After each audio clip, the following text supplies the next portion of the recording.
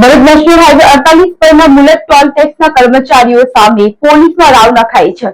અંકલેશ્વરના મુલત ટોલ ટેક્સના કર્મચારીઓ સામે રાજેશ રામાણીએ એક લેખિત ફરિયાદ આપી છે, જેમાં તેઓએ આક્ષેપ કર્યા છે કે ટોલ ટેક્સ ઉપર પરપ્રાંતીય તેમજ સ્થાનિક કર્મચારીઓ દ્વારા વાહન ચાલકો સાથે અભદ્ર ભાષામાં વર્તન કરવા સાથે નેશનલ હાઈવે ફી 2008 વિરુદ્ધ જઈને પણ ઓવરલોડ વાહન ના બહાના હેઠળ નિયમ કરતા વધુ નાણાંની બળજબરીપૂર્વક વસૂલાત કરવામાં આવે છે અને BNS ની કલમ 308(2) અને કલમ 351 મુજબ ધાક ધમકી આપી તથા જો કોઈ વાહન ન રોકે તો તેમના વાહનો ઉપર ચડી જવું, ટીંગાટોળી કરવી તેમજ ડમ્પરોના ચાલકની સાઈડ એટલે કે ડ્રાઇવિંગ સાઈડ ઉપર ચડી જવું અને તેમને રોકવાના પ્રયાસો કરે। જો આ દરમિયાન અકસ્માત સર્જાય તો વાહન ચાલકના જીવનું જોખમ ઊભું થાય છે, અકસ્માતમાં તે જીવ ગુમાવી શકે છે। આવી દાદાગીરી સામે પોલીસ અંકલેશ્વર બી ડિવિઝન દ્વારા કાર્યવાહી કરવામાં આવે તેવી ફરિયાદ આપવામાં આવી છે।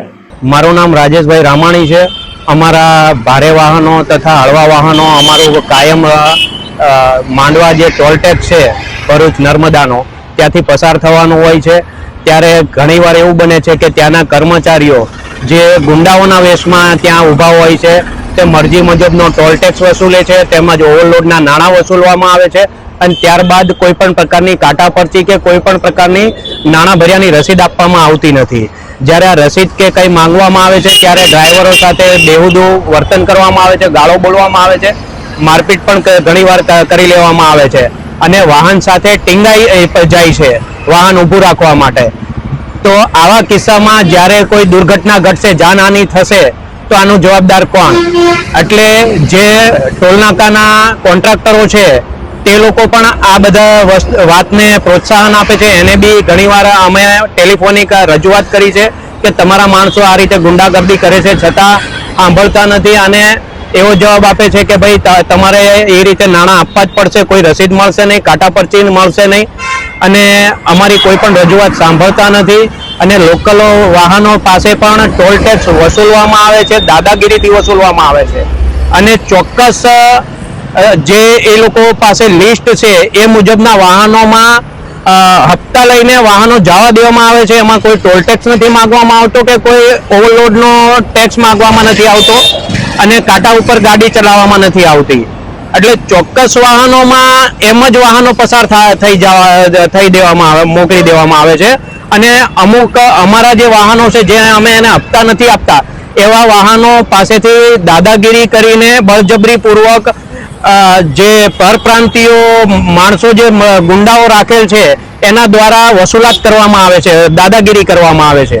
મારું નામ વિજયભાઈ રામજીભાઈ ખોટ, હું સુરતનો રહેવાસી છું અને ટ્રાન્સપોર્ટનો ધંધો કરું છું। આપણે માંડવા ટોલ ટેક્સ છે જે ભરૂચ નર્મદા બ્રિજ ઉપર ત્યાંથી અમારા વાહનો પસાર થાય છે, ટ્રકો।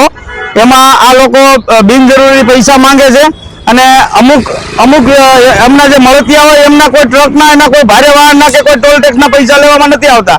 ફક્ત ને ફક્ત જે અજાણ્યા વ્યક્તિઓ છે એમની પાસે જ લેવામાં આવે છે, બાકી બધાને છોડી દેવામાં આવે છે। અને આ ટોલ ટેક્સ ઉપર ઓવરલોડ નો દંડ વસૂલવામાં એક જ ટોલ ટેક્સ ઉપર આવે છે, બાકી ગુજરાતમાં કોઈ ટોલ ટેક્સ ઉપર આવો દંડ વસૂલવામાં નથી આવતો। બીજા નંબરમાં કે ત્યાં ડ્રાઈવરો ગુંડાગર્દી કરે છે, માલિકો ફોન કરે તો એમની હારે બી ગુંડાગર્દી કરે છે અને કે તમારે જ્યાં જે વસ્તુ કરવી એ કરજો, અમારે અહીંયા આ જ રીતે પૈસા લેવામાં આવશે। આવી રીતે બધી દાદાગીરી કરીને એ બધું ત્યાં ટોલ ટેક્સ ઉપર બધી ચાલે છે। બહારના માણસો, પરપ્રાંતીય માણસો, સ્થાનિક માણસોને જે નોકરીએ રાખે છે એ ગાડીઓ પાછળ લટકાઈ જાય છે। એ બી આ વિડીયોની અંદર આવેલો છે, તમને બતાવવામાં આવશે કે એ કોઈ પડી જાય, એની એક્સિડન્ટ થાય એની જવાબદારી કોની? એમ એ તો અહીંના સ્થાનિક માણસ છે, ગરીબ માણસનું ટોલ ટેક્સ ઉપર કમ્પ્લીટ શોષણ કરવામાં આવે છે। ભરૂચના વોર્ડ 1 કોંગ્રેસના ગઢમાં આઝાદીના 75 વર્ષ બાદ પણ ઘરમાં જવા આવવા ગટર ઉપરથી લાકડાનું પાટિયું મૂકીને અવર